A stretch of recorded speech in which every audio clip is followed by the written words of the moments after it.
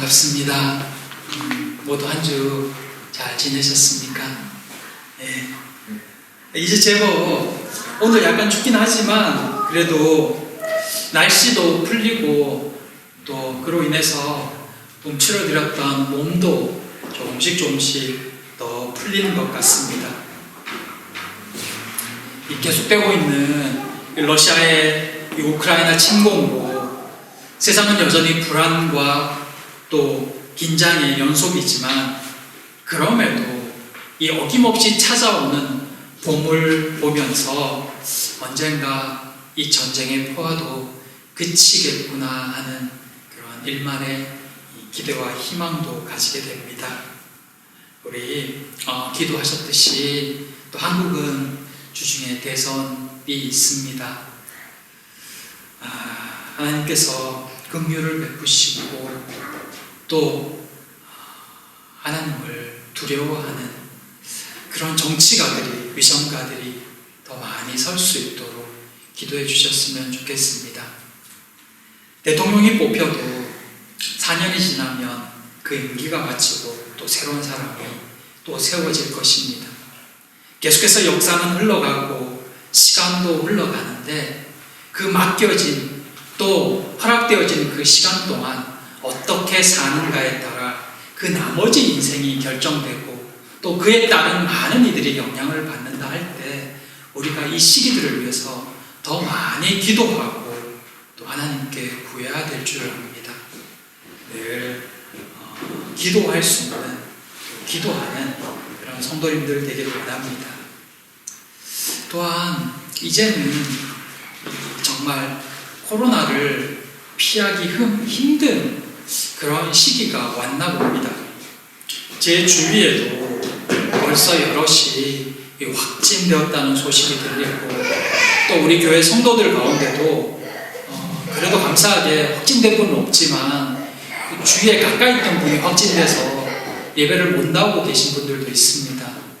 그래서 기다리고 있는 분들도 있는데 그래도 감사한 것은 저희 지금 한국에 계신 가족들도 코로나 확진됐다고 하던데 그렇게 심하게 나쁘지 않다고 해서 물론 아프긴 많이 아프셨지만 나아진다고 해서 참 많이 감사하고 빨리 회복되기를 또 이 상황들이 주위에 있는 이들이 크게 많이 아프지 않고 회복되고 나아지기를 소망하고 기도해 봅니다.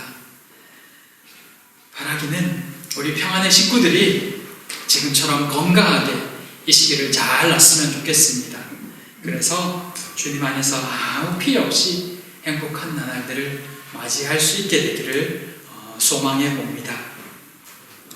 오늘은 이 지난 시간에 이어서 이 그리스 아테네의 복음을 전하는 바울의 모습을 함께 살펴보고자 합니다. 본문을 보면서 어떤 이들은 이런 이야기를 합니다. 이 아테네에서의 바울의 전도는 실패다라고 표현하는 분들이 계십니다. 그동안 바울이 전했던 성과에 비하면 이 아덴에서 얻은 사람들은 소수였기 때문입니다. 말씀을 보면서 그들이 왜 그렇게 생각하는지 또 과연 본문이 그것을 이야기하고 있는지 함께 천천히 살펴보면서 이 본문의 이야기를 듣고 또 생각하는 그런 시간 되었으면 좋겠습니다. 성령께서 이 말씀을 통해서 우리에게 깨닫게 해주시기를 소망합니다. 첫째, 우상이 가득한 아덴에서 바울 일행은 이 앞에 베레아에서 많은 이들의 호응 속에서 복음을 전했습니다. 그곳 유대인들 역시 이 다른 지역의 유대인들과 달리 복음을 잘 받아들였으며 또 말씀을 통해서 그 믿음이 더욱 확고해지고 있는 것을 볼 수가 있습니다. 그래서 이 데살로니가에서 몰려온 유대인들이 이 베레아에서도 소동을 일으켰지만 이 베레아 유대인들은 그것에 동조하지 않습니다.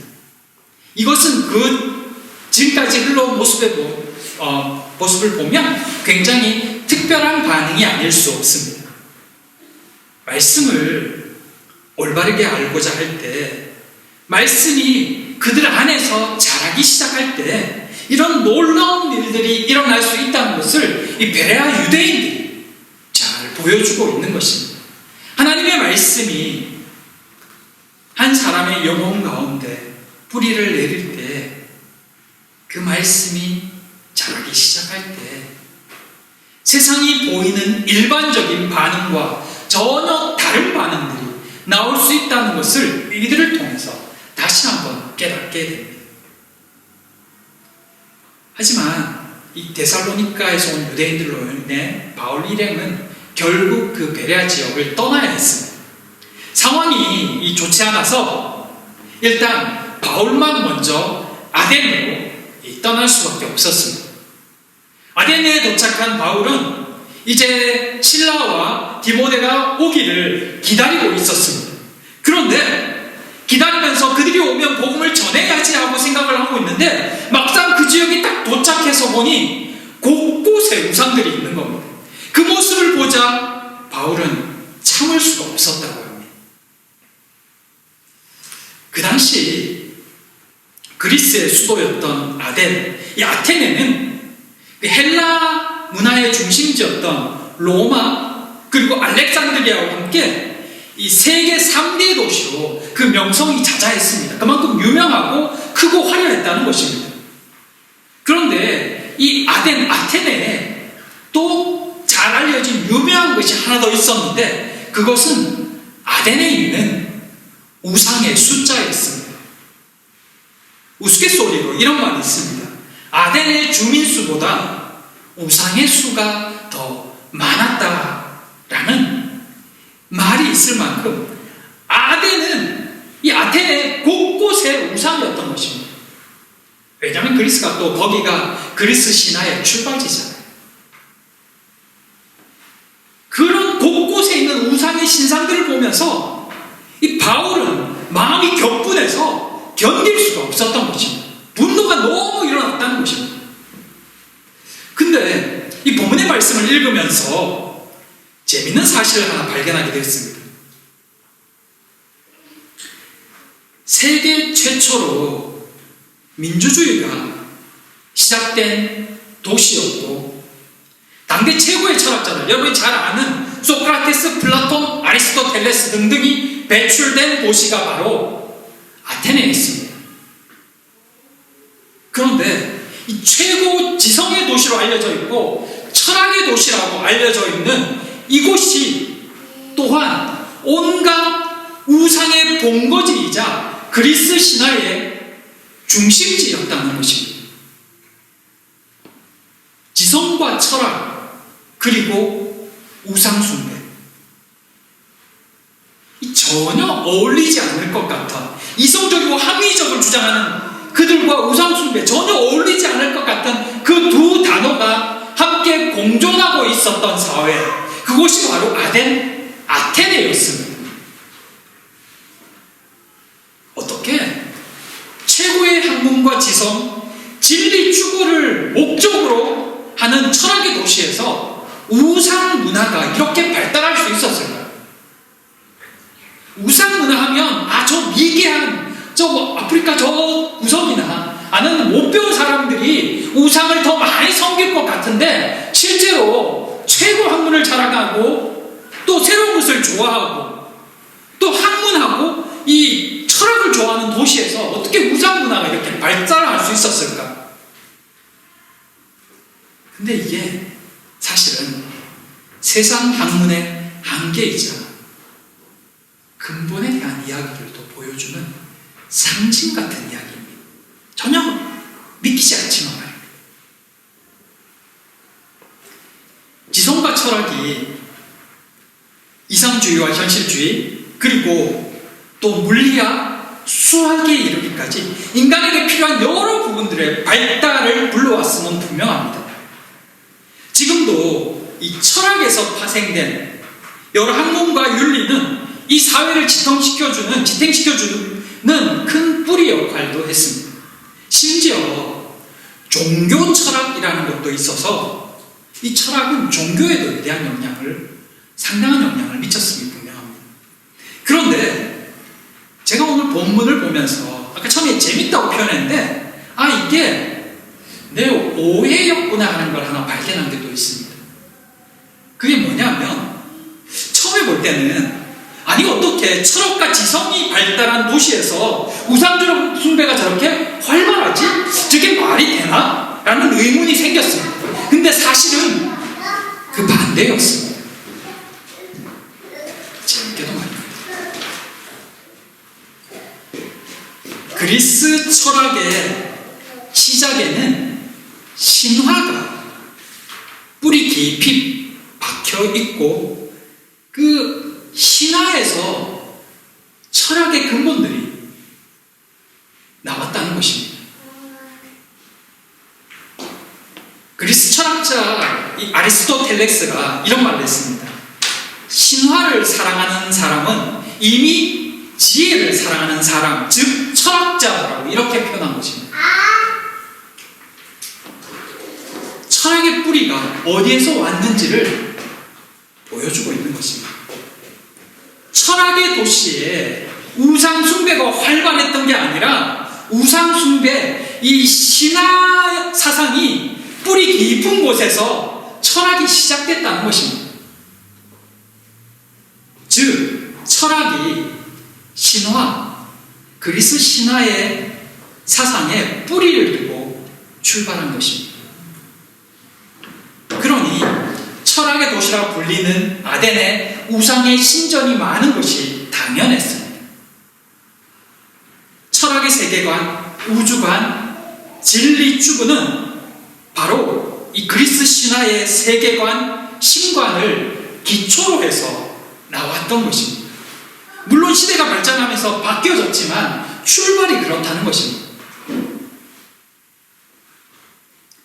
바울은 이런 그들의 모습을 보면서 복음을 전해야 되겠다는 생각이 강하게 들었던 것입니다. 아덴 사람들은 바울이 이 새로운 신에 대해서 전한다고 생각했기 때문에 그의 말에 귀를 기울이기 시작했습니다. 그들의 철학이 신화에서 출발했기 때문에 자신들이 잘 알지 못하는 또 다른 신에 대한 이야기는 그 모든 사람들의 주목을 끌기에 충분했습니다. 신화의 세계관이기 때문입니다. 심지어 알지 못하는 신에게라는 재단을 만들 정도로 그들은 온갖 신에 대한 이야기, 자신들의 힘을 능가하는 그 세계에 대한 이야기를 듣기 즐겨했기 때문에 바울이 예수와 부활을 전했을 때 이것은 새로운 신에 대한 이야기인가 보다, 우리가 알지 못하는 신에 대한 이야기를 이 사람이 해주는가 보다라고 생각했던 것입니다. 그래서 흥미를 가지기 시작한 것입니다. 바울은 복음에 대해 한 번도 듣지 못한 그들에게 예수 그리스도와 부활을 증거합니다. 많은 이들이 아덴에서의 복음 사역은 그리 성공스럽지 못한 사역이었다라고 평가합니다. 그 이후로 바울이 너무 이성적이고 철학적인 이야기로 복음을 전했기 때문이다라고 이야기합니다.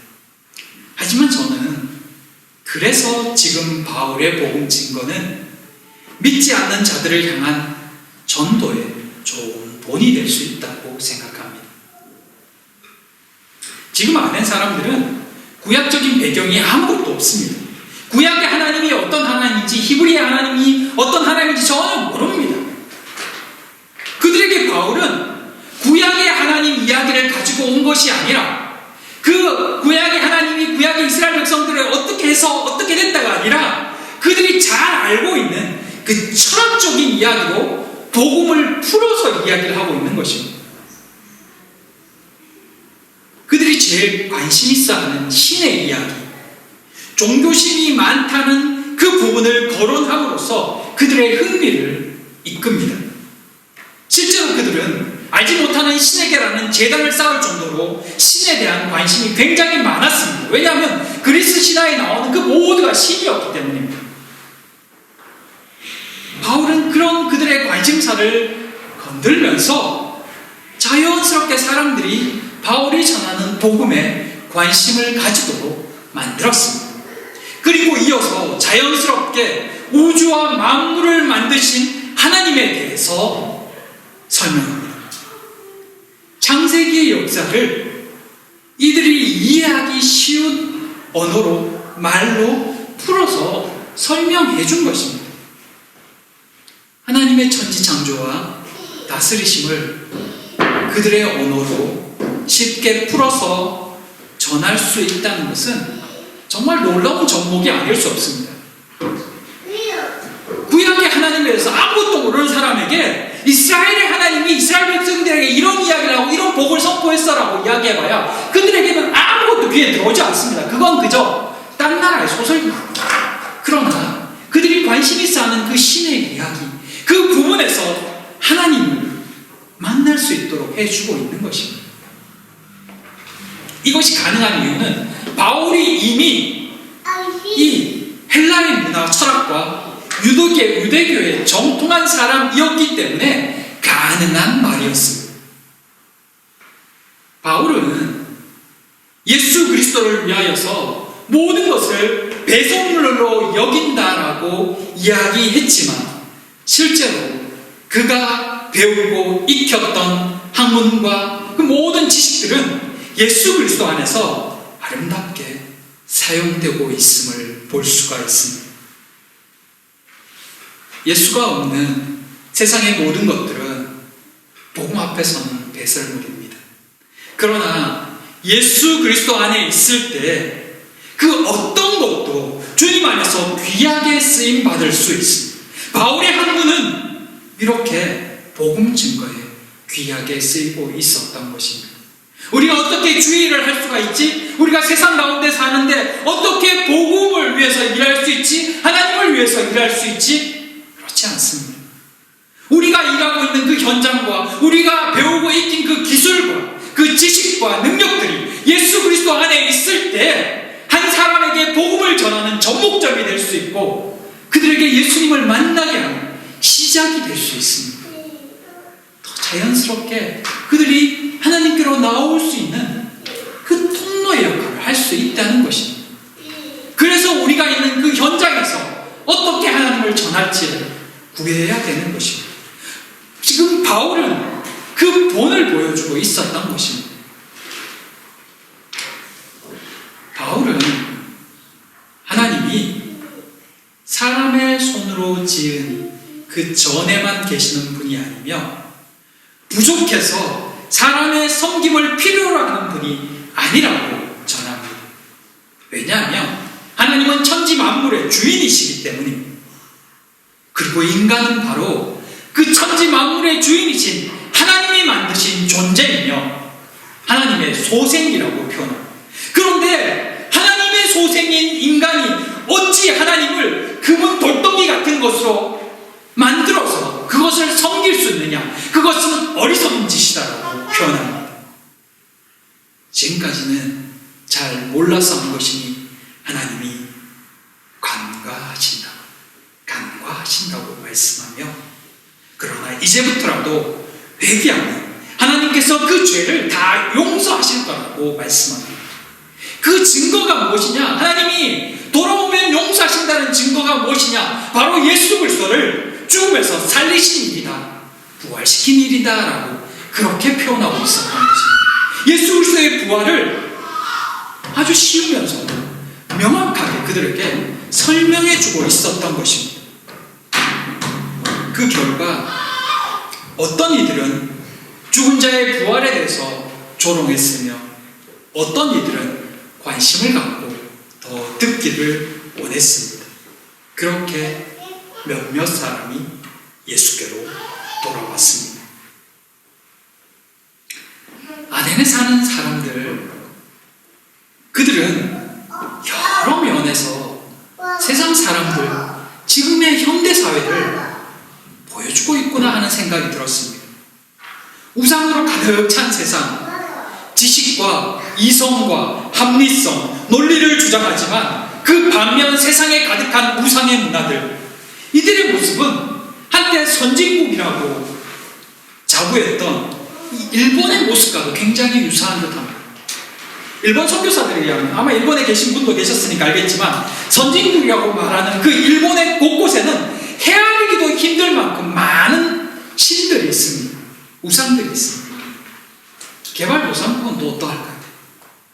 제가 몇 년을 살았던 베트남은 말할 것도 없고, 동남아시아 곳곳에 보면 우상천지입니다. 너무 많아서 그곳에 살다 보면 그냥 무감각해집니다. 베트남에 처음 몇 년 살던 이 처음 몇 해 동안 제가 정말 적응 안 되는 게 하나 있었습니다. 그게 뭐냐면, 교회 버스를 탈 때마다 그 교회 버스 입구에 그 앞에 버젓이 세워져 있는 작은 신상들, 교회 버스를 타면서 들어가면서 기사의 얼굴도 보지만 그 신상도 보면서 탑니다. 때로는 교회 차량 그 승용차 앞유리에 부처 형상의 펜던트가 붙여져 있습니다. 황당하죠. 근데 처음에 도대체 이게 무슨 말도 안 되는 상황이지? 왜 이걸 그냥 내버려 두지? 라고 생각하고 어이없었지만, 이 차를 렌트해서 쓰다 보니까 운전자 마음인 겁니다. 운전자가 부처를 믿으면 부처상이 있고, 뭐 딴 걸 믿으면 딴 그게 있는 겁니다. 근데 그걸 떼내라고 말을 못하는 겁니다. 그걸 자꾸 보다 보니까 나중에는 그냥 있는가 보다 이렇게 됩니다. 심지어 목사님을 운전하는, 목사님 이렇게 타시는 차량에도 부처 형상의 펜던트가 달려 있습니다. 새벽 예배 가면서 봅니다. 주일에 예배 가면서도 보고요. 이게 흔들흔들거려. 현대사회에 과학이 발달하고 각종 전자기기들이 첨단을 달리지만, 그 못지않게 이 정술과 사주팔자 등도 이 과학의 힘을 빌려서 공공연하게 이야기되고 있으며, 이제는 무당 점술가들도 심심치 않게 TV 프로그램에 등장합니다. 그래서 우주를 본다, 뭐 사주를 본다, 과거를 본다, 이런 게 온갖 흥미거리로 포장되어져서 사람들에게 보여주고 있습니다. 아덴의 상황, 지성과 우상이 공존하는 그것도 넘칠 정도로 많은 그게 지금 이 시대에 그대로 재현되고 있는 겁니다. 그 모습을 보면서 우리는 바울처럼 분노를 느끼기는커녕 아무렇지도 않게 쳐다보곤 합니다.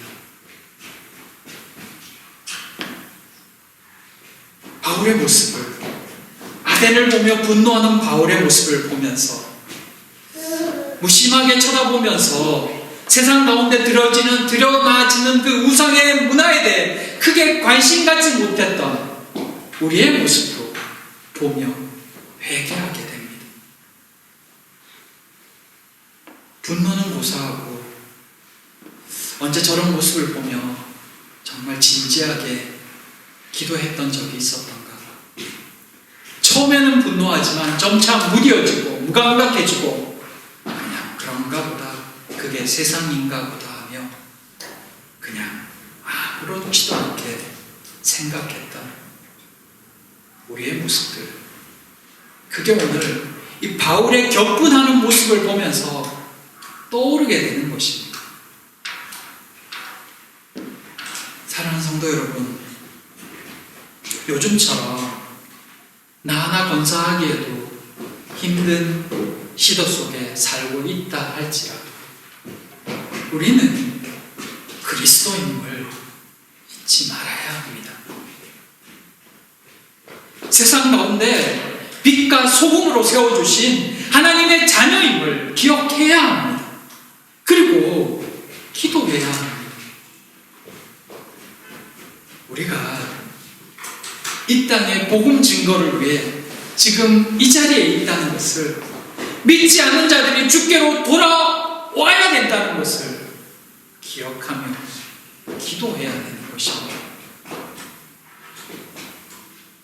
바라기는 우리가 그리스도인임을 잊지 않는 모두가 되기를 소망합니다. 세상을 향해 기도하며 복음의 빛을 드러내는 증거하는 참된 그리스도인, 그 사람이 바로 우리가 되기를 진심으로 소망하고 기도합니다. 도대체 실패인 듯 보이지만 바울의 복음 전도에 얼마의 사람들은 비웃었고 얼마의 사람들은 더 돕고 싶어 했습니다. 그렇게 아덴에서 소수의 사람들이 예수 그리스도를 믿었습니다. 다른 지역에서 복음을 전할 때는 많은 사람들이 예수 그리스도를 믿었으며 그로 인해서 유대인의 시기와 핍박도 받았어야 했는데 여기에는 그저 소수의 사람들만 복음을 믿었고 또 예수를 믿었습니다. 머리로만 새 것을 좋아했던 또 신에 대한 이야기를 듣고 싶어 했던 아덴의 사람들은 그저 새로운 신에 대한 이야기 하나 들은 것으로 만족해 했던 것 같습니다. 그래서인지 유대인들의 시기도 오늘 본문에는 드러나 있지 않습니다. 그들이 시기할 만큼 많은 사람들이 예수 그리스도를 믿지 않았기 때문입니다. 그렇다면 바울의 아덴에서의 사역은 실패한 것일까요? 다른 지역만큼 많이 믿지 못했으니까 바울 사역은 실패한 사역이라고 말할 수 있을까요? 숫자와 눈에 보이는 성과만 본다면 아마 그렇게 평가할 수 있을지도 모릅니다. 심지어 바울조차도 그 모여진 사람들을 보면서 실망했을지도 모르겠습니다. 하지만 철학의 도시 우상 문화의 본거지와 같았던 그곳 아덴에서 믿음의 성도가 생겼고 믿음의 공동체가 생겼습니다. 성령께서 그곳에도 그 우상으로 넘쳐나는 그곳에도 믿는 사람들, 하나님의 백성들, 복음의 씨앗을 뿌려주셨다는 것입니다. 눈에 보이는 건 작지만 그러나 그곳에 있는 그곳에서 하나님이 찾은 그 사람들은 결코 작은 사람들이 아니었습니다. 그들 한 명 한 명은 바로 하나님의 자녀였으며 하나님의 백성이었기 때문입니다. 사실 이 아덴의 모습을 보면서 우리 교회가 생각났습니다. 어떻게 보면 우리 교회는 이 슈투트가르트 이 지역에서 참 작은 교회입니다. 그리고 외곽에 있는 또 아무도 크게 관심 갖지 않은 그런 교회일지도 모르겠습니다. 한인들도 많지 않고 그저 작은 공동체인 우리 교회. 하지만 그런 생각도 들었습니다. 그런 우리를 하나님은 어떻게 보실까? 세상 사람들이 생각하듯이 그저 외곽에 있는 한 작은 교회, 소수의 무리들이 모인 그런 공동체라고 하나님도 보실까? 우리는 우리를 어떻게 생각할까? 우리는 어떤 마음을 가질까? 근데 다 빼고서라도 분명한 것 하나가 있습니다. 그게 뭐냐면 하나님이 우리를 사랑하시고 우리를 붙드신다는 것입니다. 여러 경우들로 심지어 우리조차 걱정하고 낙심하고 있을 때도 하나님은 우리 교회를 붙드셨고 필요를 채우셨으며 사랑하셨고 지켜주셨습니다. 눈에 보일 만한 여러 증거들도 보여주시며 내가 붙들고 있다고 말씀해 주셨습니다. 그래서 감사하고 또 감사할 수밖에 없습니다. 그래서 그런지 이 아덴에서 얻은 이 소수의 무리들이 더없이 귀중해 보이고 또 정말 소중해 보였습니다. 그들은 하나님께서 그 우상의 땅에서 하나님의 백성으로 구별하시고 건져내시고 사랑하신 하나님의 특별한 자녀였기 때문입니다. 우리 교회 잘 될 거야, 우리 교회 커질 거야, 이런 이야기를 하고 싶은 게 아닙니다. 여전히 하나님께서 우리를 사랑하시고 우리 가정을 기뻐하시고 우리 교회를 지키신다는 것입니다. 그리고 우리 모두를 귀히 여겨주신다는 것입니다. 사랑하는 성도 여러분, 우리 한 사람 한 사람은 하나님이 정말 기뻐하시고 소중히 여기는 사랑하는 주의 자녀들입니다. 여러분 한 사람 한 사람은 천하와도 바꿀 수 없는 하나님의 소중한 작품입니다. 이 하나님의 마음을 잊지 않는, 잃어버리지 않는 그런 하나님의 사람들 되시기 바랍니다. 이 사랑을 가슴에 품고 오늘을 살아가는 여러분이 되시기 바랍니다. 그러면 그 삶에 더 큰 은혜와 하나님을 향한 기쁨과 감사들이 넘치게 될 것입니다. 그러나 잊지 마십시오. 우리는 여전히 세상의 우상을 보며 분노해야 되는 그리스도인들이라는 것을, 그들을 향해 기도하며 그 땅을 향해 책임감을 가지고 무릎 꿇어야 되는 존재라는 것을 말입니다. 그 마음을 품고 오늘도 하나님의 자녀답게 살아가는, 하나님의 백성답게 앞으로 나아가는 그런 그리스도인들 되기를 진심으로 소망하고 기도하고 축복합니다. 기도하겠습니다. 사랑과 은혜의 하나님, 참 감사합니다. 아덴에서도 하나님의 백성들을 구별하시고 불러주셨듯이 우리 역시 이곳으로 부르시고 이렇게 한 공동체로 신앙생활할 수 있게 하심을 감사드립니다. 믿음의 눈으로 세상을 바라보며 불의한 세상을 향해 분노할 줄 아는 믿음을 저희에게 허락하여 주시옵소서. 울며 기도하는 저희가 되게 하시며 하나님 안에서 감사하는 저희가 되게 하여 주시옵소서. 아직도 전쟁의 고통 중에 있는 우크라이나를 불쌍히 여겨주시옵소서. 그 땅에도 하루속히 평화가 임하게 하여 주시옵소서. 대선을 앞두고 있는 한국도 불쌍히 여겨주시옵소서. 이 한 주도 하나님을 부르며 하루하루를 살아가는 저희 모두가 되기를 소망하오며 예수님 이름으로 기도드립니다.